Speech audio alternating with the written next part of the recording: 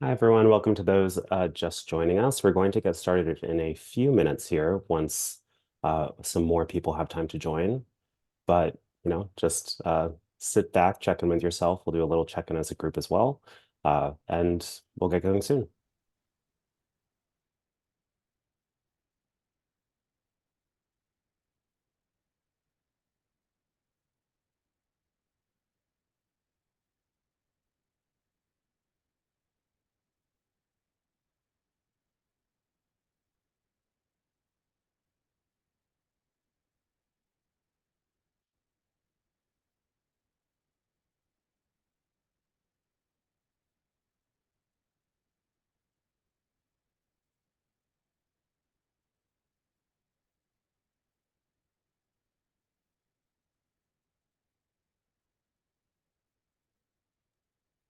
While we wait for more people to join, I just wanted to call your attention to the Q&A box at the bottom. Can we just check and see if that's working? If folks want to drop in a couple of hellos, make sure that those messages are coming through, or in the chat box, sorry.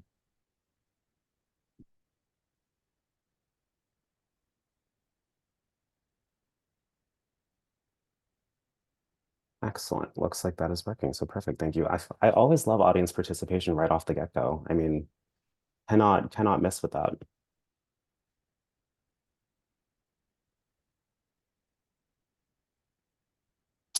Ooh, if you do have burning questions, you are welcome to drop them into the chat throughout the duration of the webinar. We will save some time at the end. I think actually we have a pretty good chunk of time at the end for Q&A. But if anything's particularly pertinent during the session, we can certainly go in and I'll drop it into the speakers as we're going. If not, we'll save time at the end. And then we'll just, if we have to, we might group some of the questions that are similar. And if there's anything that we miss, we can certainly follow up after the fact as well.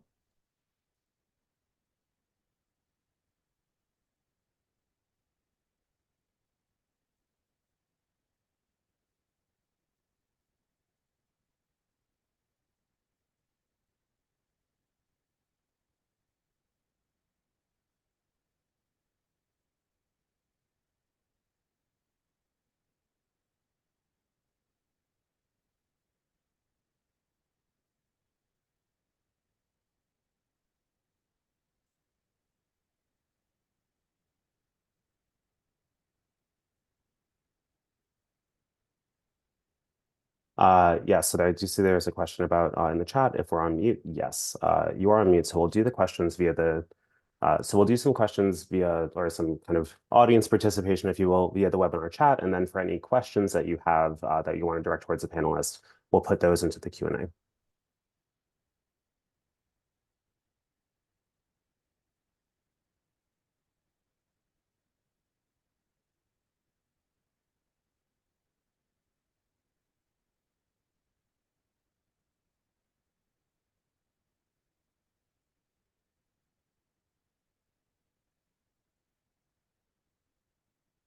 Ooh, I see one potential audio quality issue. Can everyone hear me all right? Is that okay?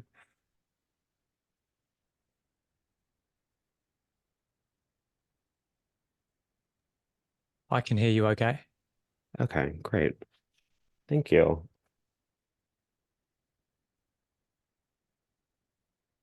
Sometimes if you might need to relaunch Zoom if you're having audio issues. Something that's worked for me in the past.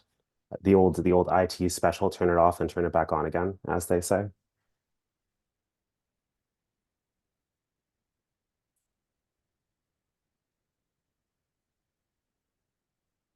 Ah, perfect. Okay, happy to hear it.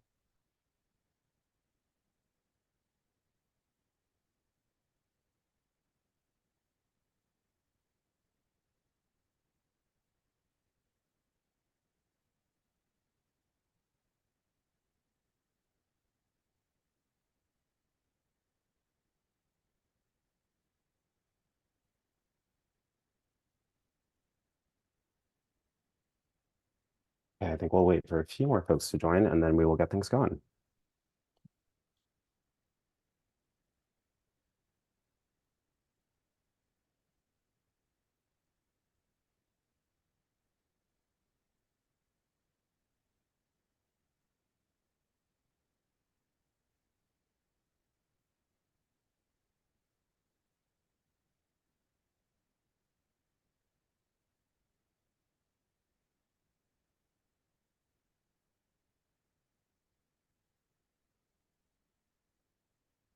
Great question. All right, so the question is will the slides and recording be sent out after the webinar?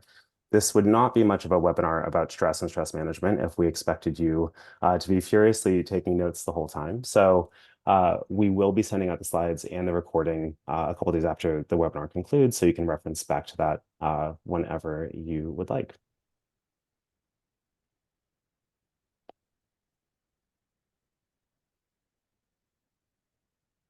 Okay, I think let's get going. So one, thank you so much for joining us for our Mental Health Awareness Week webinar, Managing Stress with Yourself and Others. My name is John Carroll. I am on the marketing team here at Employment Hero. I actually wanted to kind of take us through a little exercise, something that I've been trying to implement myself as part of stress, well, I guess kind of my own stress management or mindfulness, practicing what we preach as we say. But I actually joined Employment Hero in January. And like anyone who started a new role, there's a lot to learn and a lot of people to get in touch with. Well, and as we all know, that means a lot of meetings. So what I have been trying to do is what I call checking into a meeting. So I'm going to invite you to kind of first to check into this webinar with me. And what that is kind of just like, when you come out of a meeting and you're like, oh gosh, like I just need to leave that baggage behind me and I need to like, leave that meeting in the past and just be really present on the meeting that I'm in, not checking Slack, minimizing all the tabs that you have open and just really focusing. That's kind of what this exercise helps me do. So what that looks like, and really it takes about 30 seconds. So we're gonna, it's time efficient as well as a good mindfulness practice, which is a win-win in my book. So the first thing is just taking a deep breath. So, breathe in, breathe out, regulating your breath, finding it, kind of being conscious of how you're breathing. And then next, you just want to clear your mind and also clear your desktop, clear your tabs, bring a little bit of focus to yourself into the meeting. Don't take any of those distractions with you. Just focus on being really, centered in here right now so that you can absorb the information. They always say that multitasking, I'm somebody who used to pride myself on multitasking, but what I realized is I was just doing two things very poorly. I think that's a really great kind of thing that I have to remind myself of a lot. So if you can clear your mind and focus on being here and keep all the distractions at bay, that is a good thing to do. Uh, and the next, I like to check in with my body and my posture. I find the way I'm sitting or standing directly correlates to the energy that I'm bringing to a call or how present I'm feeling. If you're engaging your muscles, you're engaging your mind. That's kind of a mantra that I like to use. So I like to imagine kind of I was never one in my pageant days, never had a pageant day, but if I did, I would imagine that there was a thread kind of starting at the base of my spine or my tailbone going all the way through the top of my head, and I just kind of stand up a little bit taller and I pull on it and I just, really engage myself. And next, kind of once your body's engaged, once your mind is clear, let's engage our mind and let's actually set kind of an intention, something that we'd like to get and take away from this webinar today. So going to give you a couple seconds to think about that. And if you're happy to do it, let's get the audience engagement going again. And in the chat bot, tell me, what are you hoping to get away from the webinar today?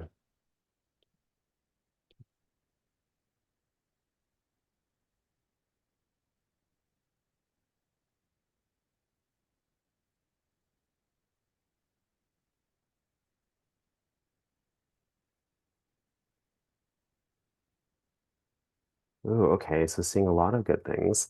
Um, you know, being able to create and manage boundaries, maybe within yourself or within teams, specifically tips and tricks for the teams. I think that's really helpful.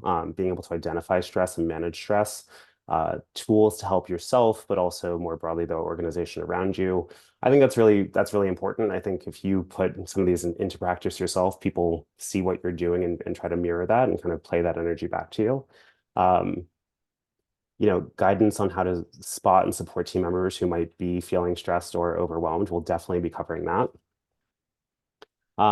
And we have two special guests with us today who will be helping us kind of walk through this journey together and helping you kind of realize these takeaways or these intentions that you've been setting.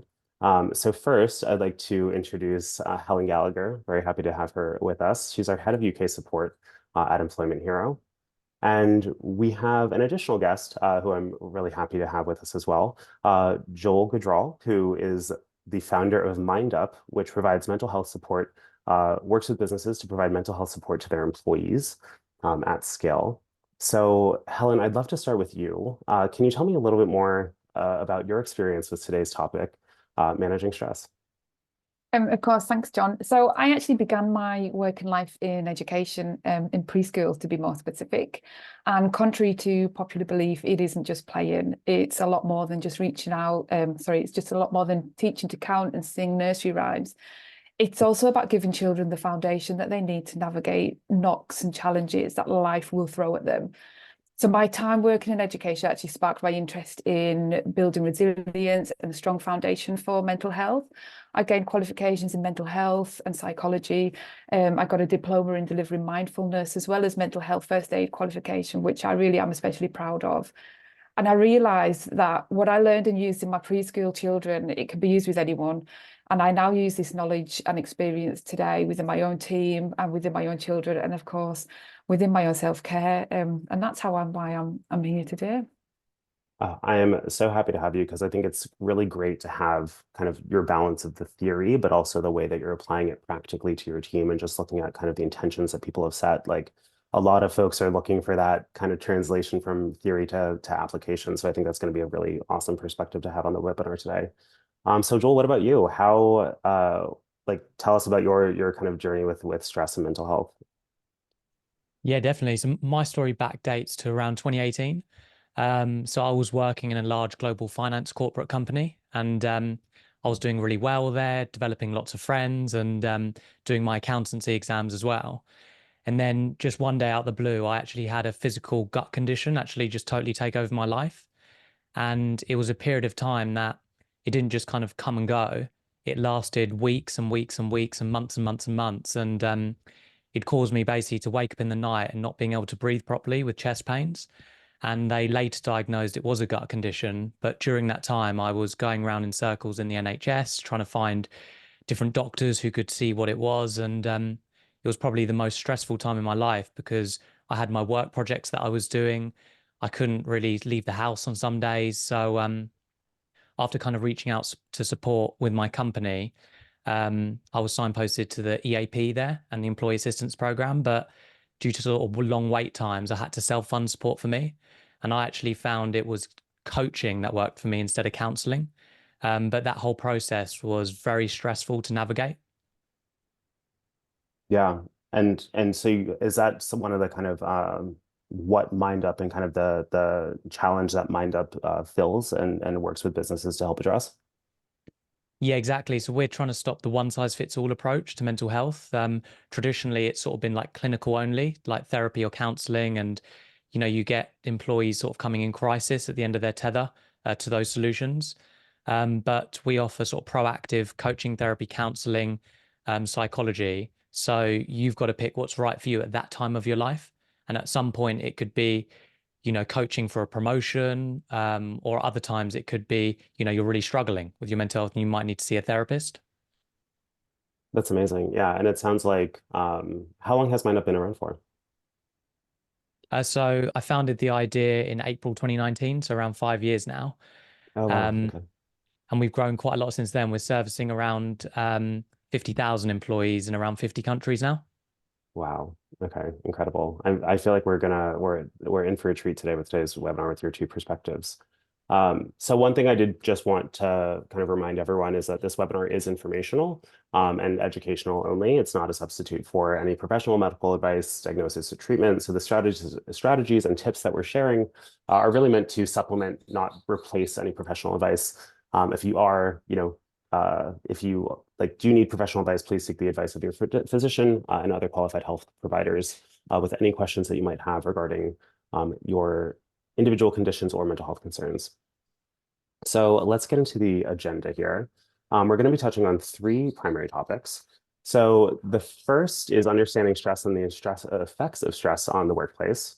Next, as I think a few of you have mentioned you're very interested in, recognizing stress within yourself and your employees. And then finally, dealing with stress and creating a supportive work environment for your employees. And then finally, as I mentioned, we will have time for Q&A. So one thing with that is so the Q&A you can drop into the Q&A box, the chat will go into the chat box, as I was saying. We will be able to address questions after the fact as well if we don't get to them today. And then, of course, this session will be recorded, so you can reference it after the fact, and you'll receive the recording and the slides once the webinar is completed in a couple of days' time. So let's kick it over to our first topic, and Helen, I will let you take it away. Yeah, thank you. Let's jump into understanding stress. So a good place to start is the definition of stress. So mind describes stress as how our body reacts when we are feeling threatened or under pressure. Now, what's really important to understand here is that what makes me feel pressured may not make you feel pressured. We are all made up differently. We've all got different stress capacities. We are all very unique. So now a little bit of stress can be good for us. It gives us a hit of adrenaline, and this gives us a boost. It can energize us and motivate us and actually spur us on to work faster. However, too much stress, extreme stress that has gone on for far too long, this can have negative effects. Yeah, so Joel, we were actually talking about this a little bit, and almost that kind of that too much stress or extreme stress, but I know that you have a few thoughts and kind of perspectives on this that you wanted to share. So really curious to get your take here. Yeah, so what we see is sort of stress, like you say, Helen, is more on the short-term side of things.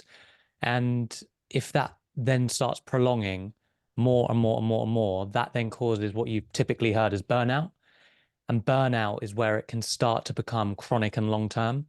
And you start seeing then people either being signed off work sick, taking long leave, even sometimes in extreme cases, even leaving their company because they need a total big change in their life and a change of scenery. But that's what we've seen is that, that's the big difference between sort of stress and burnout is that short-term versus long-term perspective. Yeah, and is that something that with your clients specifically you're noticing is more of a concern for them?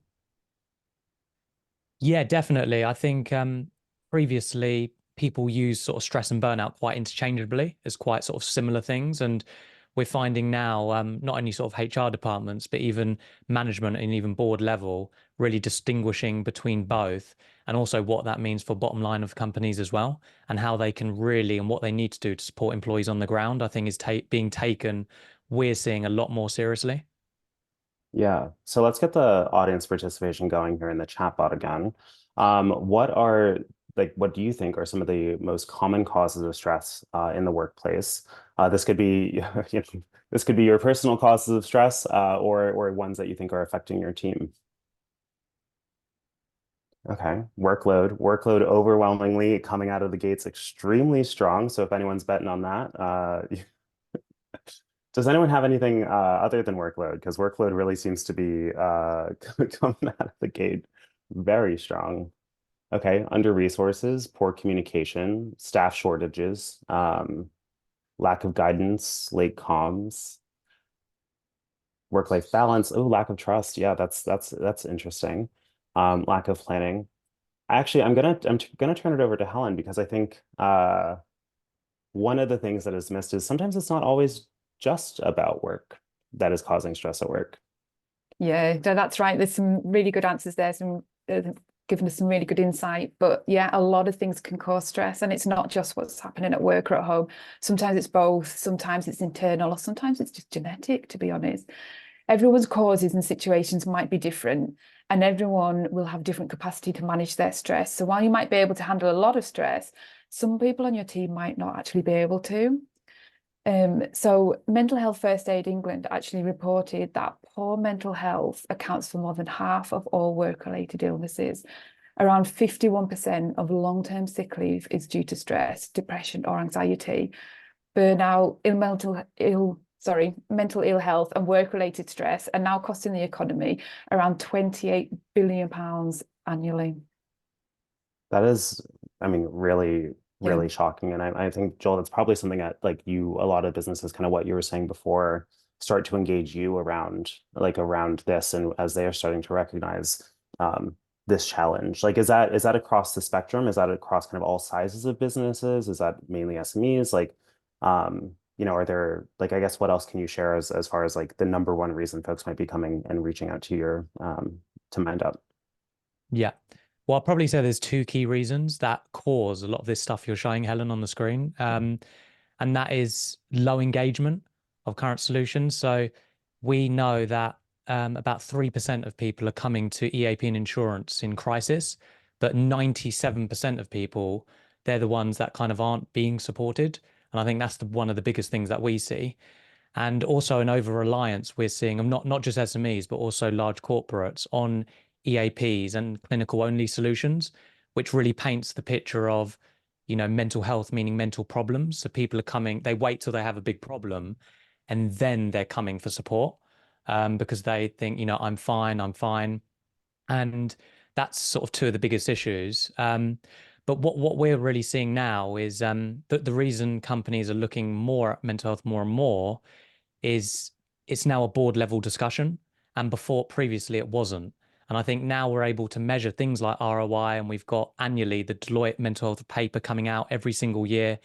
It's becoming more and more common now, and that sort of discussion and some of the results that we've seen. So this is results across 50 countries. We've seen that with a proactive solution, and these are our results of offering sort of same day appointments rather than kind of 2-week wait times with staff. We've seen almost 60% decrease in employee sickness absence because of those that have used MindUp. And then we've also seen a 73% increase in productivity, and that's especially around coaching as well. Coaching when you're struggling, but also for high performance and high mindset performance. And also we've seen a 55% increase in staff retention as well with our corporates. So I think it goes to show that sort of reactive solutions are more outdated now, and having a reactive and proactive solution together can cater for 100% of your employee workforce. I think that's really interesting. Do you have any clients that come to mind specifically, or like businesses that you worked with who were maybe, I don't know if they were like skeptical about this type of solution and then the impact that it's had on their business? Yeah, good question. I mean, so we've have a UK listed real estate company we're working with. And at first they had, quite low engagement with things like Aviva and other insurance and EAPs. And we kind of came in and ran a pilot there. And then we've now rolled out to around 10,000 people there, because during the pilot stage, we had almost a third of bookings coming from director level and above. And that was the first time in their company history that they've had that many director bookings, not just for mental health solutions, for any solution they've rolled out in the history of the company. So I think when you do have and introduce that proactive solution in the workplace, you start getting different cohorts of people booking that never have booked before. Yeah, and do you find it's really interesting to hear that it was kind of that you said director level, kind of starting things off, and I feel like that's kind of what we were saying before. It's almost like if you're, taking advantage of tools and can encourage your team to do it, come with firsthand experience, it's always a really, you can have a really positive impact on the people around you. So I think that's super interesting to me, and something that I kind of keep in mind with my team. So I wanted to kind of move into our second section here, which is about recognizing stress kind of within yourself and employees. We know that this can, I think we can all generally, when you see someone who's stressed, you probably have an idea, but we see that manifests in a few kind of core buckets. Joel, for you, kind of as maybe our with dealing with this at scale, what are the common signs that you coach folks for identifying people on their team who might be stressed? Yeah, it's a good question. I mean, so the key thing that we look at is delivering sort of coaching programs to managers and leaders to firstly, not only look after their own stress, but spot the signs, exactly what you're showing here, of stress, but early on, for real preventative approaches rather than a reactive approach to kind of like a burnout situation. And that's the main thing. And then once you've kind of coached the managers and leaders, that can obviously then feed down to employees as well, because then employees start opening up more, especially if managers and leaders are talking about, the benefits they're seeing in sessions, and even sharing, 2 ways with employees. And it just opens that dialogue up more and more and more, and starts reducing the stigma down. Yeah, I really like that. So almost zooming out from an employee, like a lot of folks mentioned that they were interested in learning more about identifying stress within their team. How would you say that stress manifests in an organization, or are there telltale signs that an organization that you're working with is burdened by poor stress management? Yeah, sorry, is that a question to me? Or hello? Yeah. Oh, sorry. Yeah. To Joel. Yep. Yep. Oh, to me. Okay, perfect. Yeah. So I think there's three key things that we see, and especially that I've seen firsthand actually working with so many different variety of companies is the first is productivity.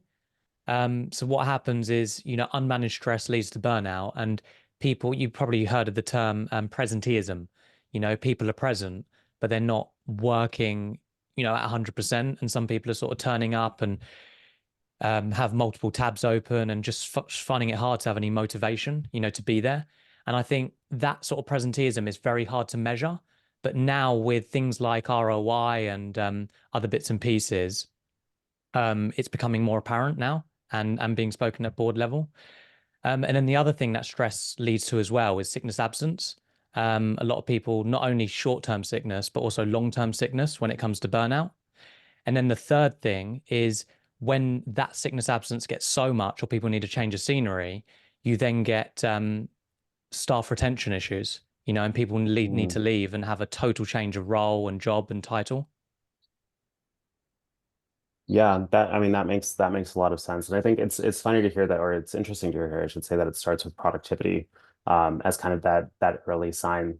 Um, let's move on to the third section here, because I think a lot of folks were really curious about hearing like how you can actually create a more supportive work environment and actually dealing with stress within your organizations if you are feeling like your organization is maybe burdened or overburdened by stress. So I'm going to kick it over to Helen for this next bit. So yeah, there are two main pieces of law that cover work-related stress. I think I've just seen a question regarding something along these lines in the chat, so hopefully this can help cover some of that for you. So the Health and Safety at Work Act of 1974. Now this puts a duty of care on employers to protect their employees from the risk of stress at work, and the Management of Health and Safety at Work regulations of 1999.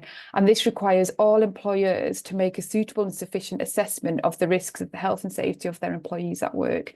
And we can send a link out after this, but if you actually go on the HSE.government website, you can actually find a really good, useful tools and information on there, and templates for risk assessments for health and safety in there as well. Yeah. No, that's so helpful, and it's interesting to hear that it's codified in law. So I guess, Joel, for you with kind of as you're looking towards the future and delivering this type of support at scale, like are there other regulations that businesses should be aware of, or other countries who maybe have regulations that you expect that type of regulation to be emulated in the UK? What kind of changes here? You said a $20 billion industry, like how and significant business impact, like what else do you expect kind of on the horizon here? Yeah.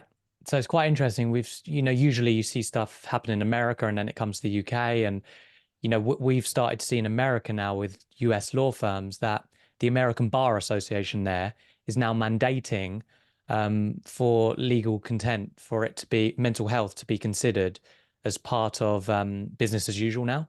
So it's really interesting. And we're seeing a lot of law firms now implementing wellbeing solutions. And there was talk about the UK actually making things like mental health first aid mandatory. It's still in talks at the moment, but you can already start to see the telltale signs of, things happening and things being spoken about. So in 5 years' time, if we had this conversation, there'd probably be a whole suite of things that SMEs, large corporates need to implement. And that could be, for every 100 employees you have, you need to have a mental health first aider, or you need to have a proactive solution, or, an EAP isn't enough anymore, and you have to have other solutions that aren't just reactive. So I think over time we're going to start to see that shift more and more and more. Yeah, and one of the laws that always jumps out to me is, working with people in other countries, like, accessing them or reaching them after work, or after working hours, like you actually aren't allowed to do that, and things like that. It seems like there's just this groundswell of changes happening in this space. So really interesting to see.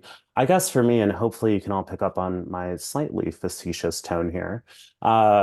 If there are regulations, then it must be so easy for managers to implement programs to support the well-being of the mental health of their employees, right, Helen? No, actually, no, it's not. And I'm sure that a lot of us on the call have felt this, if not now, then at some point in the past.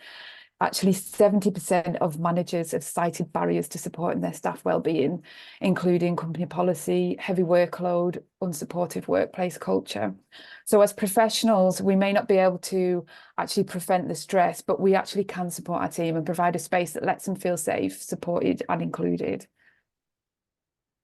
Yeah, I mean, I think that's super important. So let's turn it over to the audience in the chat as well. If you could do, if you could impact one change today, or really if there's any change that you could make to make your team feel more supported in your workplace, what would it be? I'll give you a few seconds on this one because this is probably a little bit harder than the other ones that we've talked about.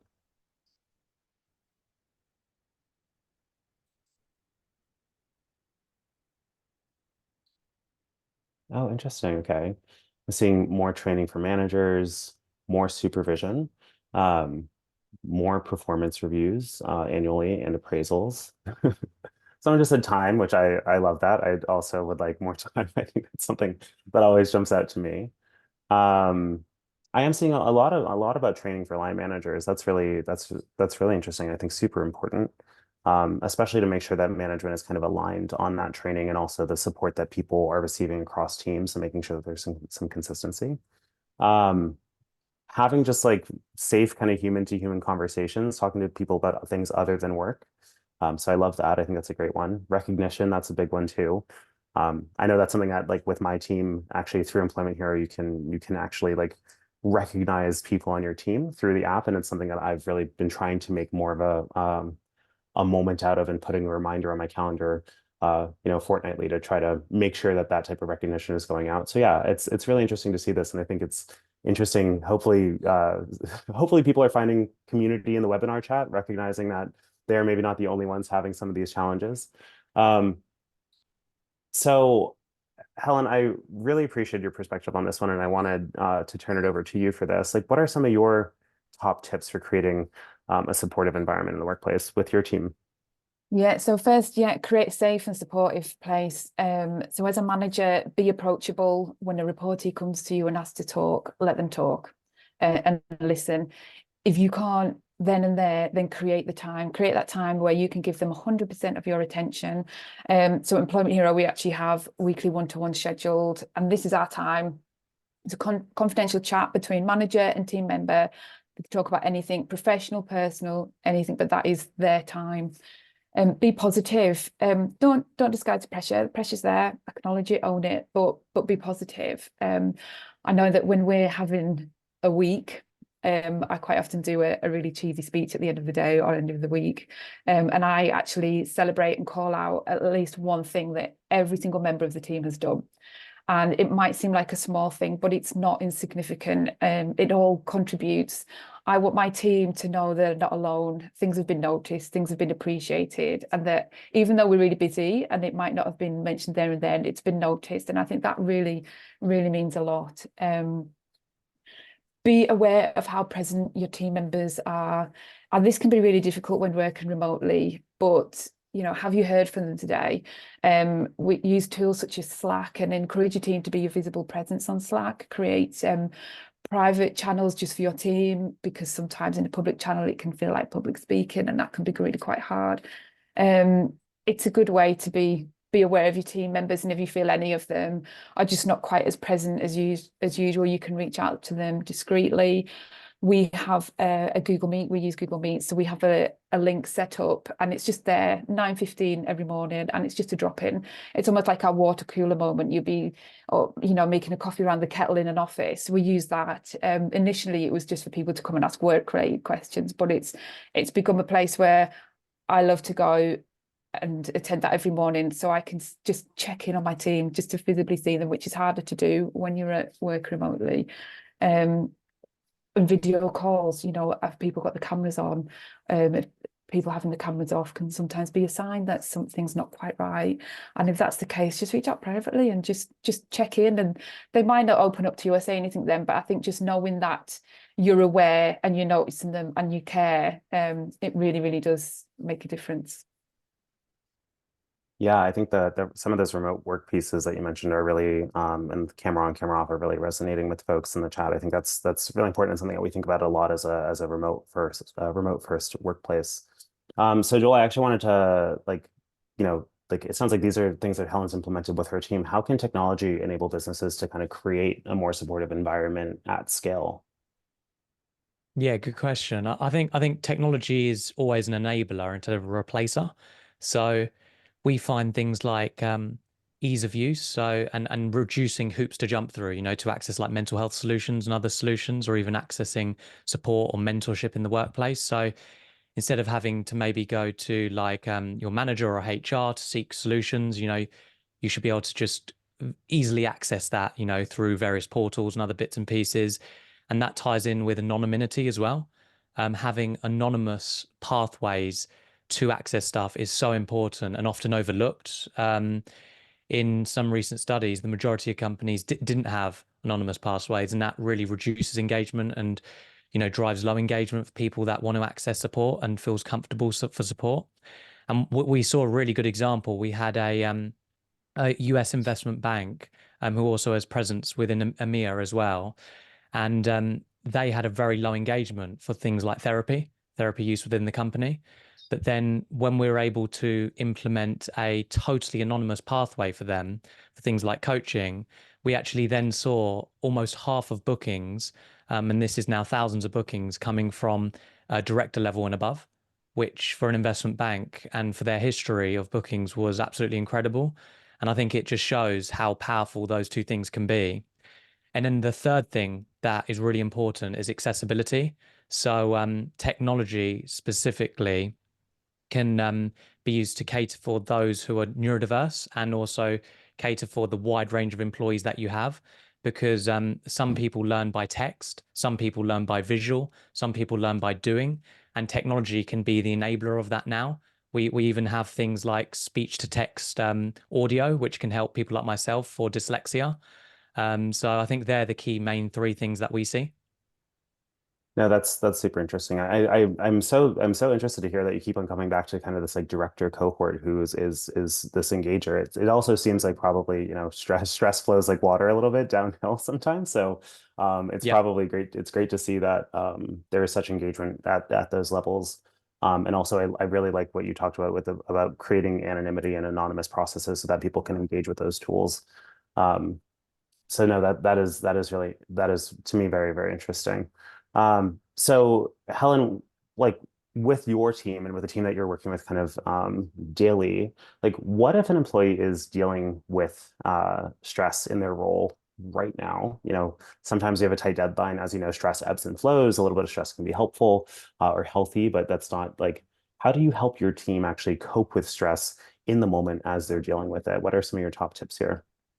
Okay, so as well as kind of helping them to just manage that workload and prioritize that workload, I've actually got 3 top tips that I suggest for my team and I use myself. So we've got deep breathing, tracing fingers, and the 3-3-3 rule. So deep breathing is actually also known sometimes as nature's tranquilizer. And some of you may have heard of this. Just breathe in for 7 and then breathe out for a count of 11. Breathing out for longer than you breathe in actually helps calm the sympathetic nervous system, and therefore it also calms the mind and the body. Now, if you can't manage 7 and 11, change it to 5 in and 7 out. The aim is just to breathe out for longer than you breathe in. So this actually stimulates the parasympathetic nervous system, which controls the body's ability to relax. And this is the opposite of sympathetic, which controls our fight or flight response, which can be triggered in extreme stress cases. It's also the out breaths that trigger the response, hence why it should be breathing out for longer. Now, some of you might be sitting here thinking, and I know when I speak to other people, they're like, breathe in, what can that do? But do you know what? You actually do it anyway. How many people take a big deep breath before you go into a difficult conversation or you take on a task? So this actually is a really good technique, and used often can actually be a good regulator as well. Tracing fingers. So this is something to try actually in the moment when you're feeling stressed or anxious. Just try very gently and slowly tracing your finger over your hands, 1 finger at a time, and then just count and breathing in along the way. This can actually really feel reassuring, but it not only that, it helps move the focus and take you out of that moment of stress and anxiety to what you're doing, and it will help you distract from that. And another one is the 3-3-3 rule, which is really good for anxiety and acute stress, and it's really quick and easy to remember. Simply, you just name 3 things you can see, 3 you can hear, and then move 3 different body parts. Really quick and simple, that one, but really, really effective. Yeah, I really like some of those, and I think actually I was in a brainstorm last week, and we actually did almost a version of the 3-3-3 rule as part of like the brain clearing exercise to get things kind of like just like calm yourself and just like let go of some of the kind of what we did with before with the check-in. And I think it's from personal experience, I find that super effective. So Joe, I'm wondering, like, how can employers, like obviously a lot of folks are thinking about how they can impact their teams and their organizations. How can they give them more tools to manage their teams, more tools to manage their stress? And what are some of the most powerful tools that you've seen that employers can enable employees with to actually combat the stress that they might be experiencing in their role? Yeah, good question, actually, and one we get asked quite a lot. And I think that the big thing it boils down to is there is no one size fits all approach, because some people will learn by live one-to-one video with a practitioner, for instance. They'll need to be guided through and talk to them and talk it out and then follow up and have follow-up sessions. Other people might learn best by video content, pre-recorded content that's already set up on mindfulness, talking through how to do those exercises. Whereas other people might be better off having like text message therapy, So I think catering with lots of different solutions, both proactive and reactive in the workplace, is the way to go, because everyone learns differently and everyone's different. And that's how you're going to cater for, 100% of your employee cohort. Yeah, that's fantastic. We do have an exercise here that Helen, I think you're going to walk us through that can actually better help kind of parse out stressors. So Helen, can you take us through the stress bucket? I can. So the stress bucket is an amazing exercise. I actually use it personally, and I share it and encourage everybody around me to use this exercise. So it was actually developed in 2002, and it's used to help identify what's causing stress and what can be done to reduce it. So we all have a stress bucket, okay? And they can all take a different amount of stress. You remember we talked about our stress capacities early on. So our stress buckets can take a different amount of stress, and this is absolutely okay. So normally things flow in our bucket and they flow out of this bucket, and that's fine. We keep that level of stress the same. However, sometimes things can pour in quicker than they pour out. And this is when it becomes overwhelming. And this is when we may feel the negative effects of stress. So what can we do about it? So the first thing we need to do is empty it. So you need to learn how to empty that bucket by figuring out the activities that move things out of our stress bucket. So when it comes to work, what I advise is just write down everything that you've got in that stress bucket. Write it down, take it right out, write it down. And then look at that when you're thinking about what can go back in that stress bucket, and take the things that are out of your control. Like you've got a tight deadline, it's not good, but you can't control it. So obviously care about it, but why let yourself get to that level of stress about it? Add the things back in that are non-negotiable. Okay, and then prioritize by the immediate tasks and needs, and then just remove everything else. So just put in there what you need to focus on now. And as you work through that bucket list, tick things off in the priority order. And this should help you empty your bucket, and reevaluate this as your bucket empties, or your priorities and your deadlines and your work changes. If you see some tasks coming up again and then again, just ask yourself, is there a way to automate this, or is there something I could do to make my life easier? But I think the main takeaway is empty your bucket, evaluate it, put back in what you need to work on now. If it doesn't need to be worked on until a later date, just leave it out of your bucket and put it in later, and just work through that. And that's actually a really good, tangible exercise to use when Evaluating stress. Yeah, just when prioritizing your stress and helping you manage it and work through it. Yeah, this one really got me thinking, and I feel like it's nice because it dovetails with a lot of other prioritization types of exercises, or even like task management. Like I always think of the Pomodoro method personally, where it's like you kind of have that like that chunk of activity and then a little bit of a break in the chunk of activity. So I really personally like this one, and I think luckily we'll be sharing these slides out so you can get your own versions of the stress bucket. But this could be a great activity to do with a team as you're trying to help manage and help your team evaluate kind of what their causes of stress are, and if there are things as a manager, as a people leader, that you might be able to help remove from their bucket or find solutions to automate with. So I think this is such an important one. Joel, did you have anything that you wanted to add here? Like, are you a stress bucket fan? Do you have other tools or things that you use to evaluate teams or help teams evaluate their current stressors? Yeah, quite a few things. I mean, I do use the stress bucket, but I use it, sort of tweak it to make it my own. I haven't actually heard the term stress bucket before. I use things like journaling, which I find really interesting. And similar to like what you said, Helen, it's things that are in your control and out of your control. And I mainly, if I've just come out of a meeting or I've got a tight deadline tomorrow and I want to go to the gym or something, I'm probably still thinking about my meeting in the gym. So, the main thing for me is writing down a quick plan of the top 3 to 5 things, that are in my control for that situation, and then putting my phone away for that session.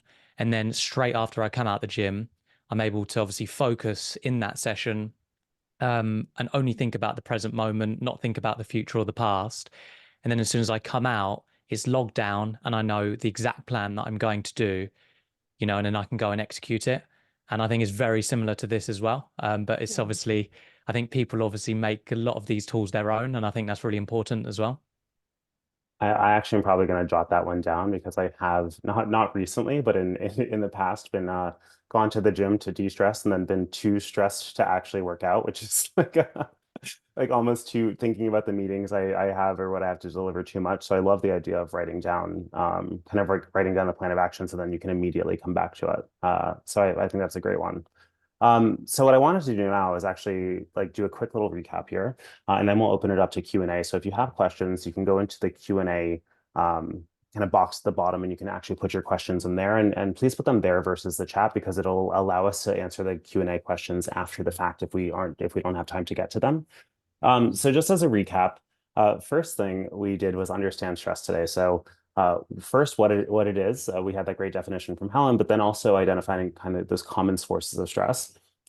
We've taken a second to recognize like stress and kind of how it manifests. So the emotional, physical, and behavioral signs of stress that you might experience yourself or that you might experience within your team. And then finally, we talked a little bit about some strategies for dealing with stress. So first, that stress and stress management is actually codified into law. So it is something that we should all be thinking about within our workplaces. Second, tools for creating more supportive environment. And then finally, ways to manage stress. And I think we had some great tips from both Helen and Joel there as well. So with that, I'm going to open it up for Q&A. And I think we actually had a question in the chat from before that I wanted to ask. This is for both either Helen or Joel. Are you able to tell us about a stress risk assessment? Should we have one in place? So if you look at hsc.gov.uk,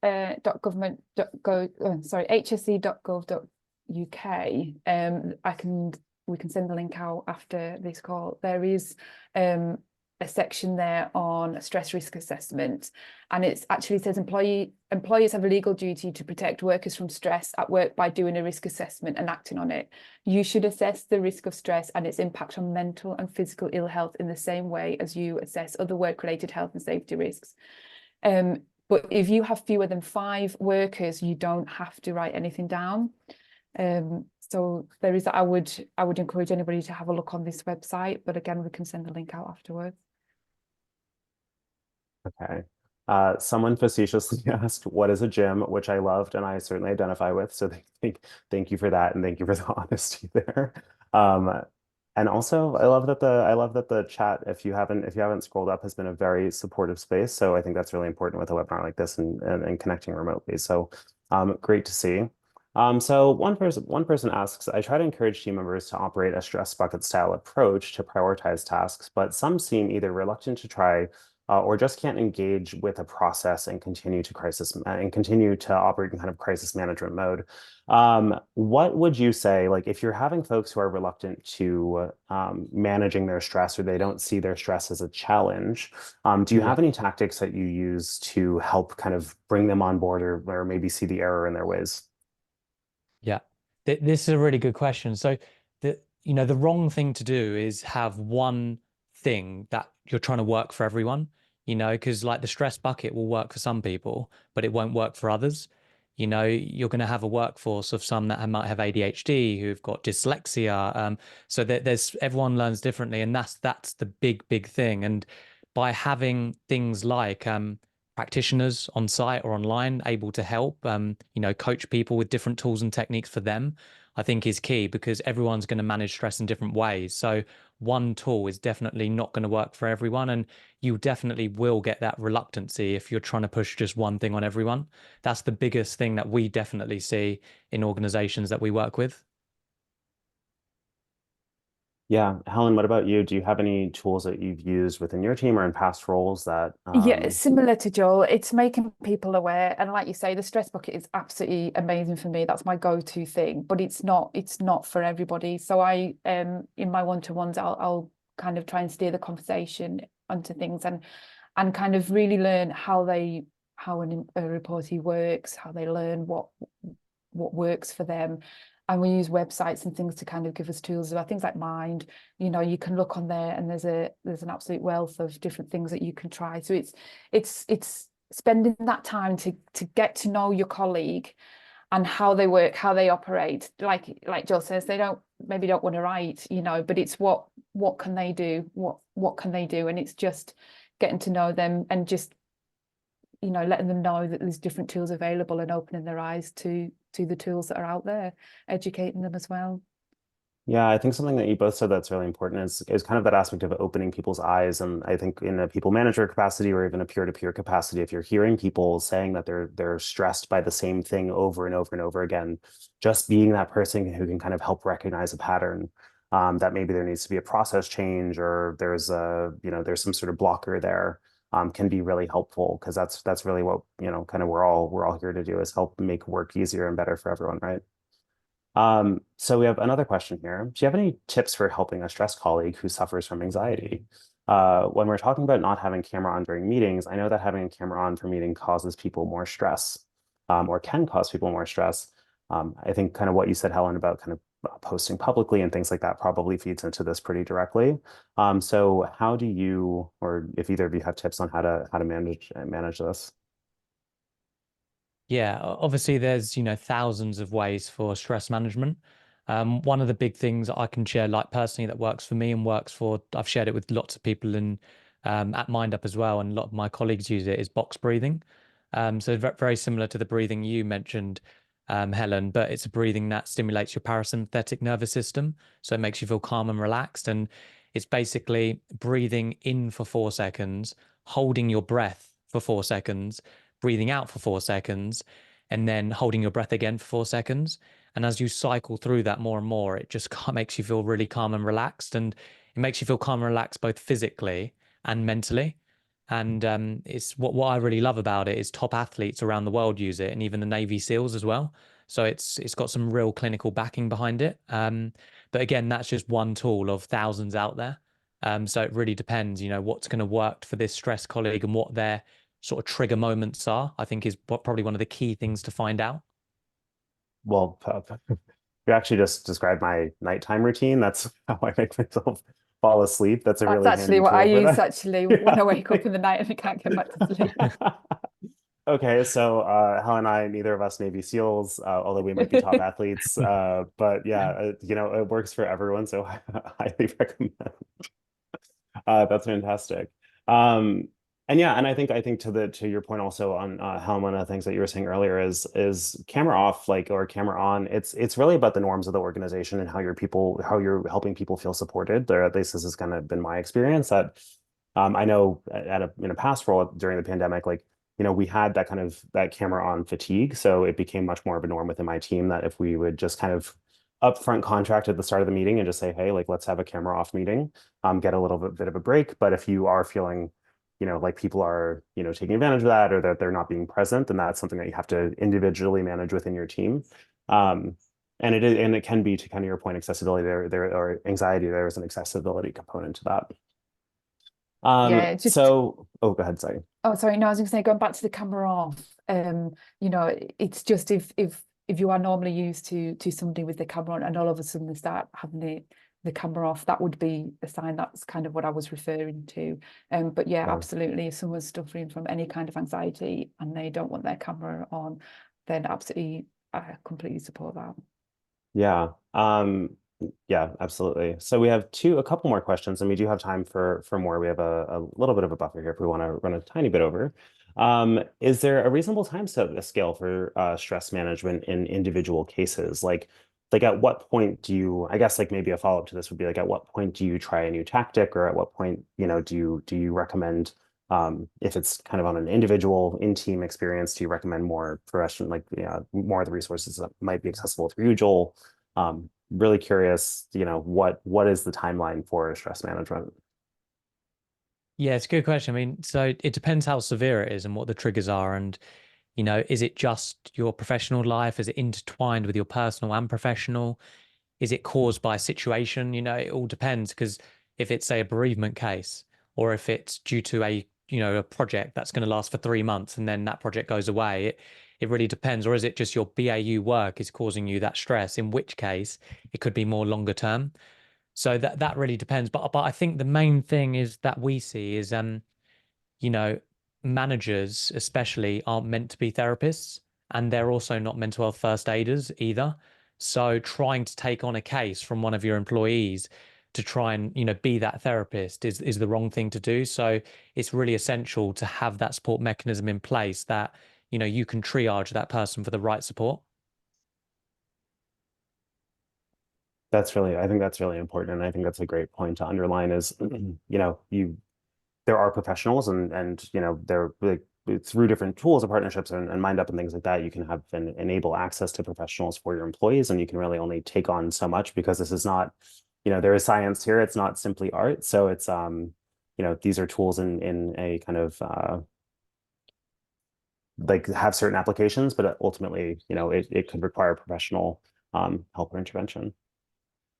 So one question here, which I think is really interesting, is you talk about coaching, but what exactly, I guess, like, what is coaching? One, kind of taking a step back, and then what sort of things do coaches focus on? And then at what levels do you consider coaching, and give people access to coaching resources?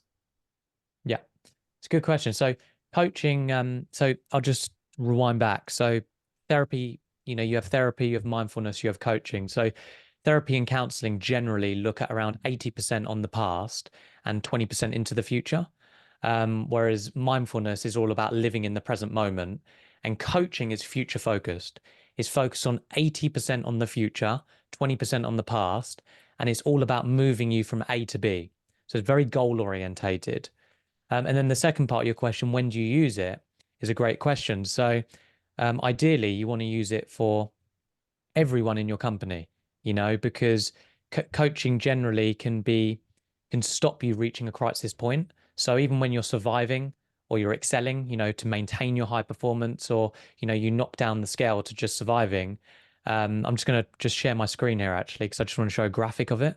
So you can see here, coaching is on the right-hand side, so surviving, thriving, and excelling. And sort of counseling, therapy, mindfulness is more on the left-hand side in the middle. And the main thing is that if you are excelling or thriving or surviving, instead of moving down the chain too much to crisis, having coaching there as a proactive approach can help you move back up the scale again, or maintain you at that part of the scale. So it's really important, not just for managers or leaders, but for everyone in the company as well. So yeah, so if you couldn't see this, if you couldn't see the screen, it looks like you just click on the name, on his name in top at the screen, and we'll also include what Joel shared as part of this follow-up slide, so that you can reference it after the fact if you weren't able to see that. So the next question, is I guess more of a comment, but I think it's really encouraging and I think supports exactly what you have just shared, Joel. But someone said I was encouraged to have executive coaching, which initially I wasn't sure about, but can absolutely recommend and helped me get things into perspective and allowed me to approach all challenges in a calm way. So I guess like Joel, from your perspective, is that something that you hear a lot? Do you encounter some of that skepticism? How do you help people overcome some of the skepticism of some of these tools as you're deploying them within organizations? Yeah, so I think storytelling and leading by example is a key thing. Like I mentioned that investment banking example. The reason that it was such a hit there is because during the pilot phase, one of their C-suite actually utilized the product and it actually changed their life. And this was performance coaching. We then did a webinar, and that C-suite member actually shared their story in front of hundreds of people live on a webinar, and I shared my story as well. And that kind of leading by example of firstly, there was skepticism, but then it was life changing, I think was the big thing. And it allowed other people then to take the step and think, let me try it. Let me try a mental health solution. It doesn't have to just be coaching. It can be, therapy. It can be counseling. It can be psychology. Yeah, no, that's amazing. So it looks like we're actually no more questions at this point, but did you either of you just want to, I guess, share kind of either your top tips or things that you hope that people take away from this webinar today? For me, I just really wanted to spark people's, I don't know if enthusiasm is the same word, is the right word, but mental health, stress, it's here. It's great that people are recognizing it more. And I just want managers to know that, you're not expected to cure everything, but it's, point people in the right direction, give them the tools, and there's little tips. And I hope people have got little tips just to take away, just to use, today, and just to help alleviate a bit of stress and just guide people with where to go and what to do. Yeah. No, I totally agree with that. And I think just to add to that is, I think it's really important for companies to have a look at what they currently have and how they're supporting employees, but then also mapping out, you might have employees in France and England in different geographic locations, different diversity ranges, people that are neurodiverse, and checking that is that support mechanism able to cater for everyone? And I think that's the big question. And if you ask yourself that and do that analysis, then you'll be able to make some real life-changing impacts in the company. Yeah, I mean, I think that's a frankly fantastic note to end on. So thank you both for joining us and providing your expertise and your guidance here. As a reminder to everyone, we will be sharing out the slides after the fact, as well as a recording for the webinar. So with that, I hope you have a good rest of your day. And as you're heading into your next meeting, hopefully it's with the positive vibes of this webinar, but you're still doing that check-in process so that you are present for your next meeting as well. All right. Thank you so much, all. Thanks, everyone.